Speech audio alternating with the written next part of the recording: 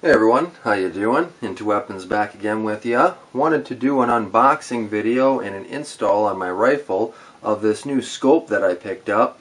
I'm not a big scope person. I don't know a whole lot about scopes, so I apologize if I sound like an idiot as I'm explaining some of this stuff. But this one I picked up from sportsmansguide.com. So it was an online purchase, ran me about $100, and it was an impulse buy. Generally I like to do my research on stuff and put in the time to figure out what the best options are, but I saw this demoed on their YouTube channel and really liked all of the features of this scope. So for the $100 I said, screw it, I might as well just buy one and see how it works on my Smith & Wesson MP 1522. Not a whole lot of recoil with the 1522 rifle, so it shouldn't be too bad at least.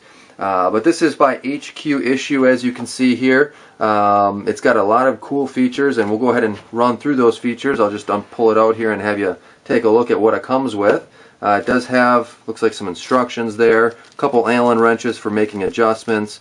It has a cleaning cloth and an extra battery. This is a CR2032 battery, which was kind of surprising to me, considering that it has a built-in green laser, which I'll get to, but that's like a watch battery, so I don't know really how long this is going to last, but this is an extra one. It did come with one inside it, fortunately, so they did give you a couple right off the bat. So let's go ahead and pull it out here and take a closer look at it. And the one thing that struck me as I first pulled it out of the box is, first of all, the size. I wasn't expecting it to be as big as it was. In the YouTube video, it's real hard to tell when they got it plastered onto a gun, how big it really is. But the second thing is how heavy this actually is. I was expecting it to be kind of like a cheap NC Star, where everything's real lightweight and just made out of real lightweight materials and not altogether the best quality. But this does have some weight to it. I believe it weighs out at 18 ounces, so it's got a little bit of heft to it, and it seems like it's got a pretty durable outer skin. Pretty much all stainless steel, I've noticed. There isn't a whole lot of plastic on this at all. Maybe the turret covers, and that's about it. So it's a decent quality little scope, and for $100, that's pretty unexpected, to tell you the truth. So some of the features that I really liked about this scope was that it does have the 5 megawatt green laser built into it, and most of the scopes that I've been looking at that are comparable to this only have the red laser. And the real big difference between the two is that the green laser you can see a lot better during daytime shooting conditions. You could probably see this green laser, I'm guessing, out to 50 yards during extreme daylight without any issues. I don't know how much further out it would actually go, but according to some of the forums I've read, the green lasers that are 5 megawatt can actually be seen out to as far as 300 yards at night. So that's pretty cool, and that's a big difference over the red lasers that you normally find. It does have 5 levels of brightness to match the lighting levels, and what they're referring to is it does have an illuminated reticle, green and red illuminated reticle, which is really nice. So you're able to adjust that brightness level up and down depending on how bright the daylight situation is in your shooting area. So that's a neat plus. It's got the multi-coated optics with 2.5 to 10 time magnification, which means that you're able to pull that magnification in and out just depending on the distance of your target. And that's accomplished here by this turret over on the turret here on the eye relief. You can actually switch it from 2.5 all the way up to 10 times, and I'll see if I can demonstrate that once I got it on the rifle. It does have a 40mm objective. It is nitrogen purged, 100% water, fog, and shockproof, which when you're looking for a scope, guys, that is a huge plus. Being shockproof, it's not going to take a lot of beating and break down on you. These things are made to kind of take a beating when they're shockproof like that. It's not to say that it might last on a huge caliber gun, but on the 22 that I'm putting it on, it shouldn't have any issues whatsoever. Another big thing that like I said, it's waterproof and fog proof, and being that it's nitrogen purged, that's a huge plus. In foggy, humid conditions, your lenses aren't going to fog up. If you accidentally drop your rifle in water, you don't have to worry about your whole lenses being messed up and the inside of your scope being messed up. So that's a huge plus. One thing that I'll mention right off the bat is it does have this really nice quick detach lever, so this isn't one of the screw-on type scopes. You can actually throw that on, take it off, and it's pretty easy to do both of those activities without any difficulties. It does have a half-inch MOA click value for adjustments. It's got a windage and elevation laser adjustment turrets, and that's obviously for the laser. That's pretty self-explanatory. A 30mm tube with standard turn-down mount, built-in sunshade, a 3.4 to 4.5 inch eye relief. It isn't obviously a an EOTech or an ACOG where you're going to have that fast target acquisition. It is a scope, so if you're looking for something with a fast target acquisition, you're better off going with something that has a lot better eye relief. The field of view at 100 yards is 92 feet at 2.5 time magnification, or 18.5 feet at 10 time magnification. And it uses that 1CR2032 battery, which is included, and it has an extra one, which I was pleased to see. And again, 18 ounces was the weight on that. So overall, pretty good features on this little scope for $100, and it definitely seems like it's going to work out for me on the 15-22 rifle. First off, let's go ahead and take a look at maybe if I can get you an idea of that illuminated reticle here. What I'll do is I'll see if I can line it up here and turn that on. We'll first look at the green. And looking through this myself, it's really bright on this super bright level. We'll go ahead and turn it down and down and down. Now you can barely see it. And then once we get all the way to the bottom, it's almost non-existent. And then once we get to the next setting, there's red. And obviously you can see that red shine through quite a bit more.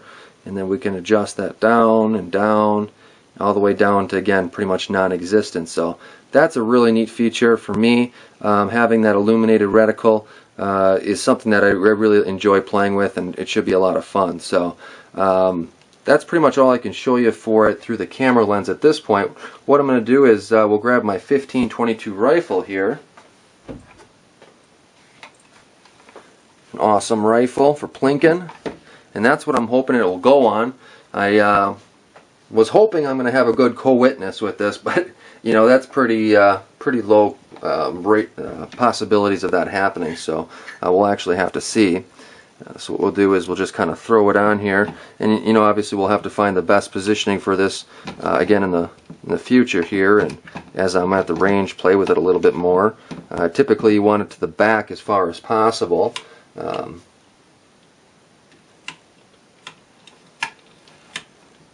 And to tell you the truth, it doesn't look like it's going to stick on there very well, so I may have to end up tightening the screw over on this side for that tightness there.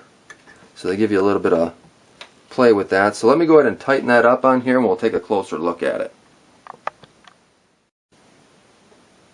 Alright guys, so I got it on the rifle here, and as I expected, the co-witness for the iron sights was non-existent. You could see the rear post through pretty easily, but the front scope, or the front post, was nowhere to be found. So that's kind of what I expected. A scope really isn't made to have a co-witness with backup iron sights, as far as I understand. But again, I'm not a scope professional here on any kind of rifles. This is actually the first one that I own. So if anyone wants to put a comment out there, a suggestion, I'd love to hear it. I love the thought of a co-witness, and I can tell you what, when I buy my EOTech XPS 2-0 for my AR-15, it will have a co-witness. That I can assure you. So, but with this, I'm really looking for it just to be a nice long-distance scope. So my wife, she really wanted to do some long-distance shooting. She can plink away, and this seems to do the trick. I did have a little bit of an issue getting a snug fit on the top of my rail. I was thinking just just snapping down the quick detach lever would do it. When I was doing that, it wasn't getting down a tight fit. What I realized is that you're actually able to adjust the width of this quick detach spacing by moving this screw in or out, which kind of moved the width of the mount in and out. So once I tightened that up a little bit and made it a smaller width, it fit on here nice and snug. It isn't going anywhere. So that was a good figure out. I didn't think that was going to be as big of an issue as it was, but again, that might be something I'm just not aware of with scopes. So Overall, looks really nice. It's got a nice feel to it. It doesn't add a whole lot of weight to the rifle. The illuminated scope is freaking awesome, and the laser seems to be dead on with the scope hair, or the scope reticle. So that's kind of intriguing. I was thinking maybe I'd have to do some adjustments, but I'm just looking at it across the basement, so who knows what'll happen when I go to an actual range and look at it through a 50 or 100 yard mark. But let's see if I can maybe show you guys a little bit more of a close-up here of this scope. As you can see, it's got the nice sunshade in the front there. It's got the adjustment turret here for the illuminated reticle. It's got the on-off switch here for the laser. Maybe I can give you a show there of that laser. There you go. On the top there, it's got an adjustment there for the distance, and it goes from 1 to 5 and I believe it's set up for, let me flip it around here, I believe it's set up for yards. There you go, range yards times 100. This one here is the adjustment for, or I'm sorry, that's just actually the turret. Screw that off and you can adjust the scope itself, the reticle. At least I'm guessing that's for the reticle. I'm doubting it's for the laser. And then this top one also comes off,